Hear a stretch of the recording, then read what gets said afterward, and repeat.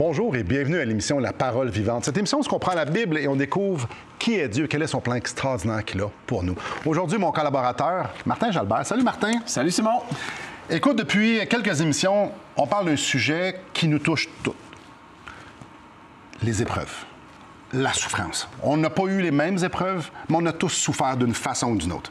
Qu'on vive dans un pays riche ou moins riche, tout le monde va avoir des épreuves de santé, où on va connaître des gens qui vont vivre des épreuves de santé, des conflits.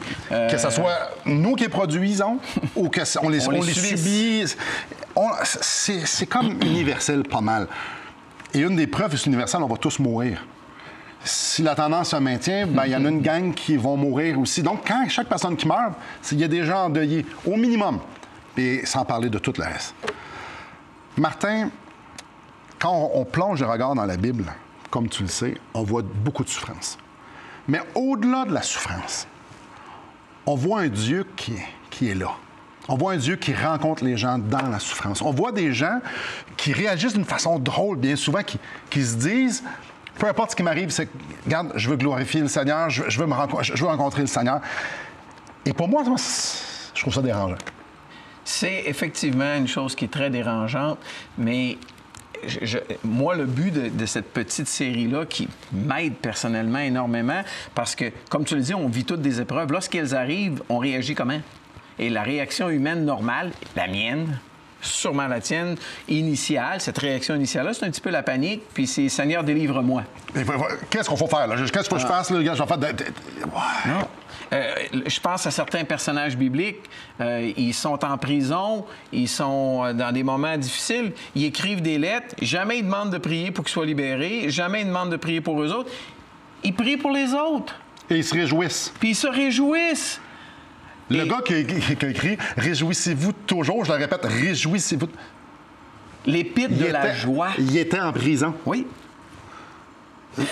Non, notre théologie est à travailler. Et cette petite série d'émissions-là, moi, personnellement, je l'aime beaucoup parce qu'elle m'aide à vivre ma vie chrétienne, la vie de tous les jours, en ne paniquant pas toujours, en faisant confiance à Dieu, parce qu'on croit que Dieu est quand même en contrôle, même dans les bonnes choses qui nous arrivent et surtout les mauvaises choses. On en a parlé en première émission, oui. Puis s'il y en a qui ne l'ont pas vu, ils peuvent y référer. J'aimerais attirer ton regard, juste pour bâtir un peu, faire du pouce sur ce que tu viens de dire, dans 2 Corinthiens, chapitre 4. 2 Corinthiens, chapitre 4, l'épître de 2 Corinthiens, Paul parle beaucoup, c'est Paul qui écrit à l'Église de Corinthe, parle beaucoup de ses souffrances. Puis, en passant, je suis allé à Corinthe il y a quelques semaines.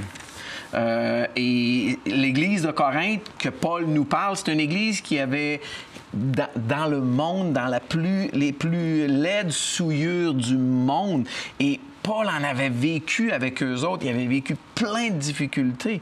Donc, difficultés, souffrances, défis. Il connaissait de quoi il parlait. Je vais au chapitre 1 avant d'aller au chapitre 4. Verset 9. « Et nous regardions comme certains notre arène mort, afin de ne pas placer notre confiance en nous-mêmes, mais de la placer en Dieu qui ressuscite les morts. » C'est la preuve, hein? Ça brassait tellement mal, ils disent, on va mourir. Regarde, on va ressusciter. C'est lui qui crie au verset 3, toujours du chapitre 1. « Béni soit Dieu, le Père de notre Seigneur Jésus-Christ, le Père des miséricordes et le Dieu de toute consolation. » Lui, il avait connu les consolations. Mais dans ça, là, ce que je veux nous emmener au chapitre 4, il y a quelque chose de... Verset 17. Car nos légères afflictions du moment présent produisent pour nous, au-delà de toute mesure, un poids éternel de gloire, parce que nous regardons non point aux choses visibles, mais à celles qui sont invisibles, car les choses visibles sont passagères et les invisibles sont éternelles. Je reviens au verset 17. Car nos légères afflictions du moment présent. Ouais, parle-nous un peu. Il y a plusieurs choses là, dans ça. J'aimerais ça que tu nous parles un peu de... Il y a plein, oui, tu as raison. Un chrétien dans ce temps-là, là, c'était quoi ces légères afflictions? De quoi Paul fait référence ici? Légères afflictions, il pouvait en avoir plusieurs, mais en fait, le mot légère, pour nous autres, on le voit, si on pouvait se catapulter à l'époque, on dirait ces extrêmes difficultés du moment présent. Ouais. Mais lui, il les appelle légères, c'est tout de même intéressant. Et Une personne qui se tournait vers Dieu, à l'époque, ça pouvait signifier la mort. Il y en a beaucoup qui l'ont subi, la mort. Une personne qui se tenait ferme pour Dieu, Paul, on fait face à la mort. Dans une des villes, je pense que c'est à Derbe ou une place comme ça, il a été lapidé et laissé pour mort. Tout le monde pensait qu'il était mort. Il s'est relevé, il est rentré dans la ville. Il est allé à la ville voisine et quelques temps après, il a décidé de retourner voir les gens de la ville qu'il venait de visiter. Puis pour lui, il considérait ça comme des légères afflictions. Parce que ça, il écrit aux Corinthiens après d'avoir vécu ça, là. Donc, il y a des gens qui se font arracher juste avant que Paul devienne Paul. Oui. C'est un pharisien qui appuyait la persécution. C'était un terroriste avant. C'est un agent actif contre l'Église. Puis dans Actes, on lit qu'il rentrait, puis lui et les autres rentraient dans la maison, arrachaient les familles, mettaient ça en prison. Arrachés.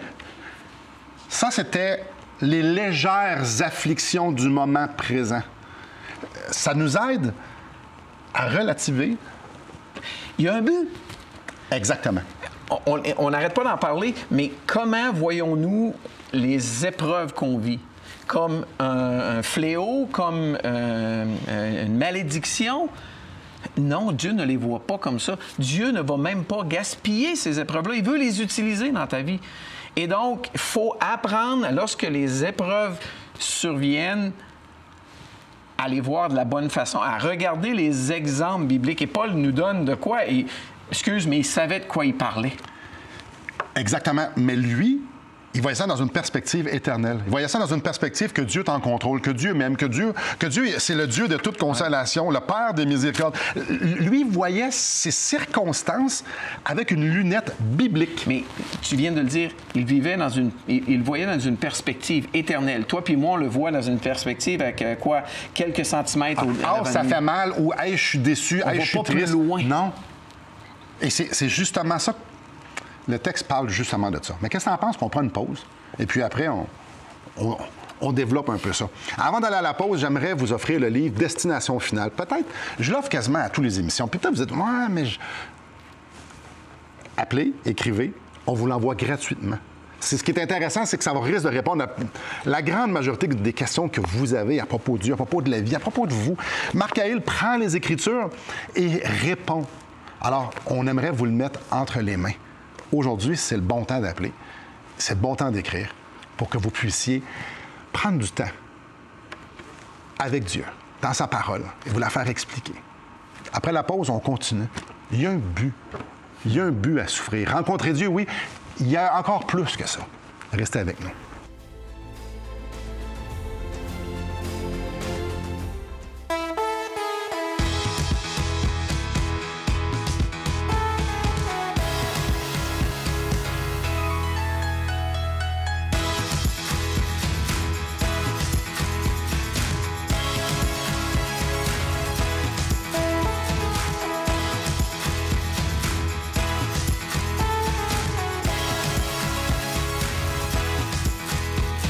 Pour en savoir plus, visitez radioespoir.ca. Rebonjour à vous. Martin, Dieu veut nous rencontrer. On l'a martelé encore et encore, on l'a dit, puis c'est clair, c'est partout dans les Écritures. Ça a commencé dans le Jardin d'Éden, en Genèse. Dieu a toujours voulu avoir ce lien avec nous autres, mais des fois, on est un petit peu réfractaire et on vit notre vie sans trop penser à Dieu. Et moi, je pense que parfois, pour nous corriger ça, là, Dieu nous dit « Wow, wow, wow! » Il nous aide à réfléchir et la façon qu'il utilise, c'est l'épreuve. Oui. Puis là, nous, souvent, on est tellement dans nos bottines que tout ce qui importe, et je comprends, là, je ne dis pas ça d'une façon condescendante, j'ai envie, c'est ce qui se passe dans mes bottines. Aouh! Peu importe, émotionnel, physiquement. Aouh! Ça fait mal. Le deuil. Aouh! Mais dans notre texte que j'ai lu tantôt, puis je vais relire, il y a quelque chose qui est produit. Oui, je rencontre Dieu, mais il y a quelque chose. Ce texte-là nous montre exactement les raisons. Il nous aide à voir les yeux à la bonne place. Exactement. Premièrement, là, nos légères afflictions du moment présent produisent pour nous, au-delà de toute mesure, un poids éternel de gloire. Je veux dire, j'ai la misère à saisir ça, là. Un poids de gloire, c'est quoi ça? Qu'est-ce qui crée le poids de gloire éternel? Au-delà de toute mesure. C'est incompréhensible pour nous à quel point que ça produit quelque chose de glorieux. Honnêtement, Simon, je crois à la parole de Dieu. J'y crois, c'est là. Je crois que la Bible, c'est la parole révélée de Dieu pour moi. Mais pour vivre ce verset-là, il faut que j'utilise la foi parce que bien souvent, je ne suis pas capable de le comprendre, cet aspect-là. Mais si je recule en arrière, tu sais, je regarde à l'arrière. Je me souviens, un de mes fils a vécu un moment de rébellion assez intense. Et au travers de cette épreuve-là, où ce qu'on devait aimer, mon épouse et moi, notre fils qui vivait pas, faisait pas des bons choix. C'était difficile. Humains, point à la ligne. Et on a appris à l'aimer comme il était. Et soudainement, l'amour que Dieu a eu pour moi, tu sais, le fameux passage, il dit alors que nous étions encore des pécheurs, Christ est mort pour nous. Ouais. Soudainement, ce passage-là a pris une beauté dans ma vie. J'ai compris un petit peu plus comment Dieu m'a aimé au travers de l'épreuve que Dieu a permis que mon épouse. Mais c'est riche, ça. C'est énorme. Ça fait mal sans bon sens, mais c'est riche. Oui. J'attire. Il y a une lettre, il y a un livre de la Bible, c'est l'Épître de la souffrance. Oui. C'est l'Épître de Pierre. Et dans 1 Pierre 1, au verset 7, ça nous dit « Afin que l'épreuve de votre foi... » L'épreuve de votre foi, là, c'est le test. Ça fait mal. Ça brasse. Mais regarde ce qu'il dit. « Plus précieuse que l'or périssable. » Que ça l'ait pour résultat. Non, que ça produise la louange, la gloire et l'honneur lorsque Jésus-Christ apparaîtra. Encore une fois, ça produit quelque chose. Tu nous as donné un excellent exemple.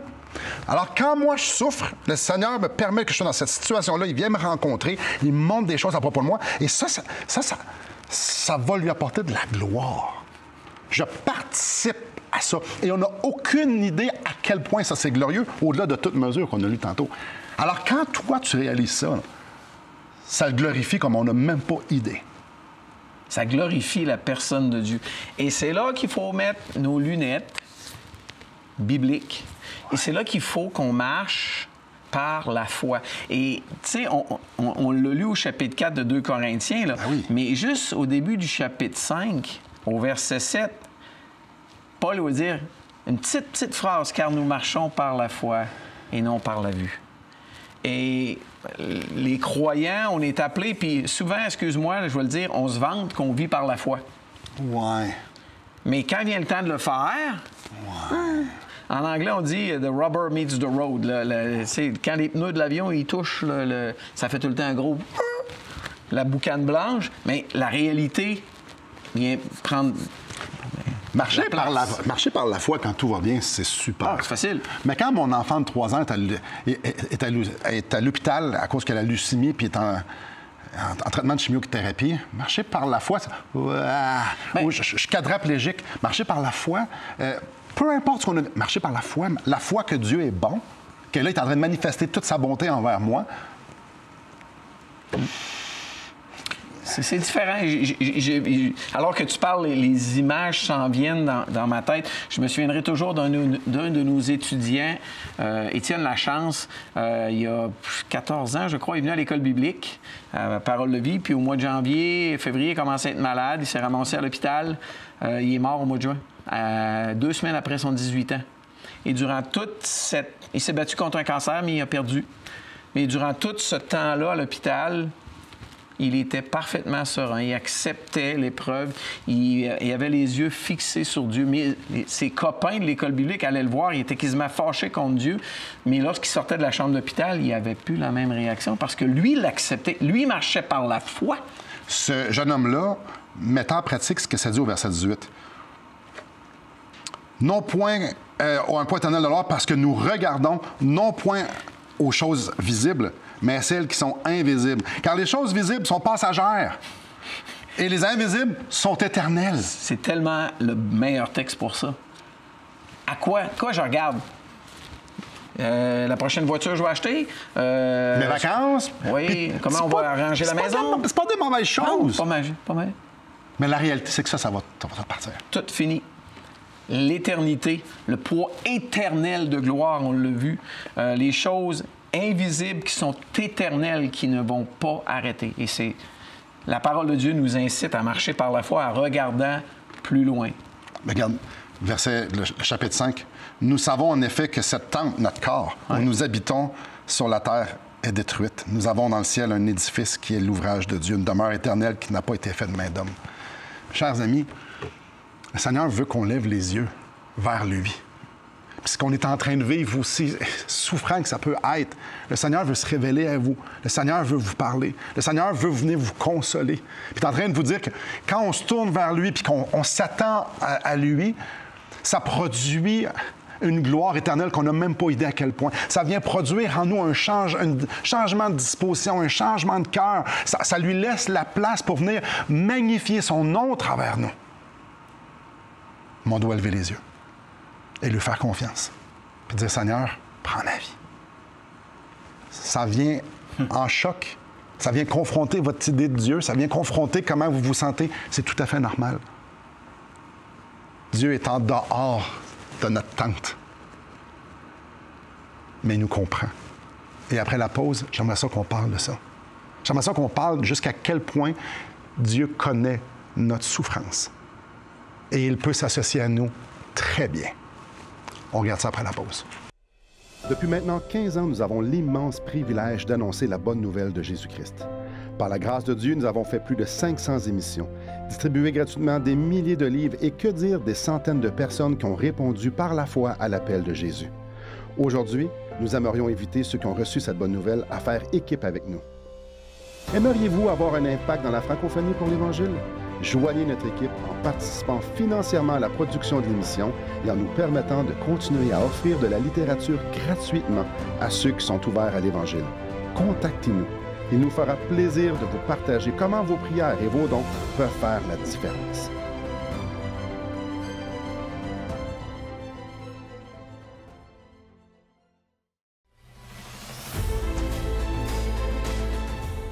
Bonjour à vous. Aujourd'hui, j'ai 47 ans. Et une des choses que j'ai appris après 28 ans de vie chrétienne, Martin, c'est qu'il n'y a pas de gloire sans souffrance. C'est plate. Non, c'est bien. Jésus en est la preuve. Et le fait qu'il est mort sur la croix pour nos péchés, lui, il n'y a pas plus injuste qu'un Dieu parfait qui s'incarne et qui meurt sur une croix, amène à la gloire beaucoup de ses fils, beaucoup de ses frères, moi, toi, tous les gens qui croient en son sacrifice, à sa résurrection. Il nous a donné un exemple extraordinaire d'une personne qui a accepté de quitter la présence de Dieu pour venir accomplir le plan de Dieu. Mon rachat, ton rachat de nos fautes. Et comment il l'a fait? Par la souffrance. Une souffrance inimaginable, une souffrance physique, une souffrance émotionnelle, il s'est humilié, mais il a été pour la première fois séparé de son Père. Parce que lui, le Père, le Fils et le Saint-Esprit, la Sainte Trinité, ont toujours été de toute éternité ensemble. Et pour un instant, alors qu'il portait nos péchés, il a été séparé de son Père. À un tel point que sur la croix, il dit « Mon Père, mon Dieu, pourquoi m'as-tu abandonné? » Et ça nous dit, je fais du coq-à-l'âne ici, mais dans Hébreux 4, ça nous dit qu'il a été tenté comme nous en toutes choses. Mon Dieu, pourquoi m'as-tu abandonné? » Ce sont les paroles que David a prononcées dans le psaume 22. Il se sentait abandonné de Dieu. Et Jésus, dans son humanité, parce qu'il porte notre humanité, il dit à son Père, mon Dieu, pourquoi m'as-tu abandonné? Et peux-tu comprendre? Juste avant la pause, je t'expliquais que Dieu connaît les souffrances parce que son Fils, Jésus, les a subies. Ça nous laisse un pensu, pantin, pas le temps. Sans mots. Sans mots, c'est probablement la même chose. Contempler les souffrances de Dieu. Et depuis 4 émissions, on parle, des bienfaits de la souffrance. On n'a pas été lire encore le fameux texte dans Jacques qui nous incite à regarder les souffrances comme un sujet de joie complète. Oui, vas-y. Mais Dieu, il ne nous demande pas de faire ça sans lui-même le comprendre. Jésus, puis on vient juste de parler, il y a un but à ces souffrances-là, le poids éternel de gloire. Et Jésus, ces souffrances nous amènent le pardon de nos fautes, la réconciliation avec Dieu, l'éternité dans la présence de Dieu. Wow! Par ces souffrances, par ces meurtrissures, je suis guéri. J'ai la vie éternelle. Avant, j'étais mort dans mes péchés. Avant, j'étais séparé de Dieu. Avant, j'avais comme fin l'enfer. Et à cause qu'il a souffert injustement, je peux maintenant goûter à la gloire éternelle et à sa présence. Présentement, il vient me rencontrer, pas parce que je suis bon, parce que Christ a souffert pour moi. Alors, aujourd'hui, il me dit, Simon, je veux te faire goûter la même chose. Je vais te faire goûter mon chemin pour que tu puisses goûter à la gloire que moi, j'y goûte et que tu vas pouvoir aussi rayonner ma gloire aux autres pour que d'autres puissent y goûter. Puis moi, je ferais comme non, là, je veux absolument que tu fasses ci puis ça parce que là, je suis pas confortable. Puis je veux que ça aille bien. Écoute ce qu'il dit, l'auteur des Hébreux, chapitre 2, verset 18. « Car du fait qu'il a souffert lui-même et qu'il a été tenté, il peut secourir ceux qui sont tentés ou ceux qui sont éprouvés. » Il sait, lui, comment sortir de l'épreuve. Il sait comment rester accroché à Dieu. Il l'a fait. Il l'a fait de A à Z. Et alors que tu parles, j'ai toujours le fameux texte qu'on a lu dans 2 Corinthiens, un poids éternel de gloire. Les souffrances de Jésus nous amènent la gloire éternelle dans la présence de Dieu. Puis il nous rend participants aujourd'hui. De cette nature-là. Wow! Fait que là, pourquoi, Seigneur, je souffre? Pour ça. Lui, sa réponse, c'est parce que je veux te faire goûter à ma gloire, puis je veux t'utiliser pour que d'autres la goûtent. Puis là, oh non, les injustices, la souffrance émotionnelle, la souffrance physique. Dieu l'investit dans son royaume pour nous construire et se glorifier. Wow. Donc, tournons nos regards d'une nouvelle façon maintenant lorsque ces épreuves-là nous arrivent jour après jour ou lorsqu'il y a des plus grosses épreuves qui nous arrivent et le moment de panique. Tournons les regards sur Jésus, le chef et le consommateur de la foi. Hébreux chapitre 12. Ayant les regards sur Jésus qui suscite la foi.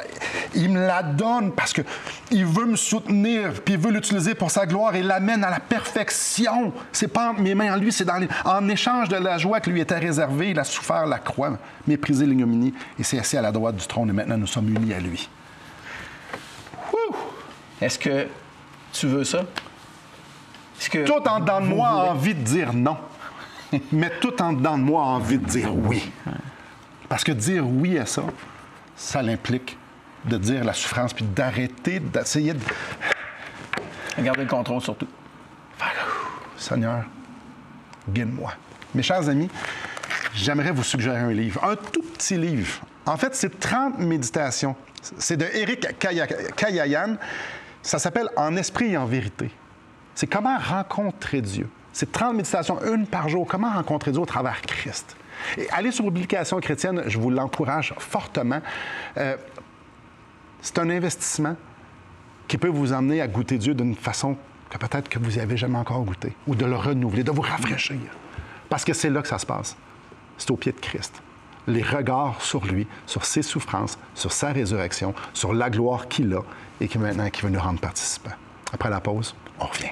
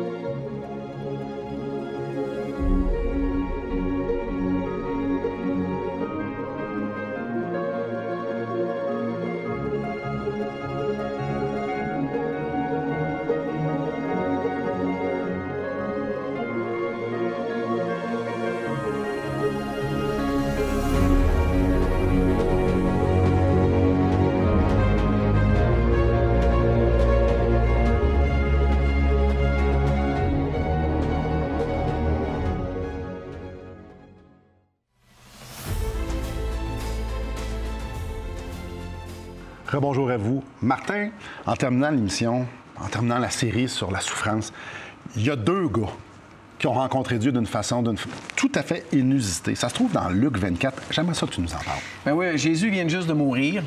Ils viennent juste de ressusciter, mais les femmes le croient, ils l'ont vu, les disciples, ils l'ont entendu, mais ils ne croient pas bien. Puis là, il y a 2 gars qui repartent de Jérusalem, s'en vont vers la route Emmaüs. On les appelle les disciples sur le chemin d'Emmaüs. Ouais.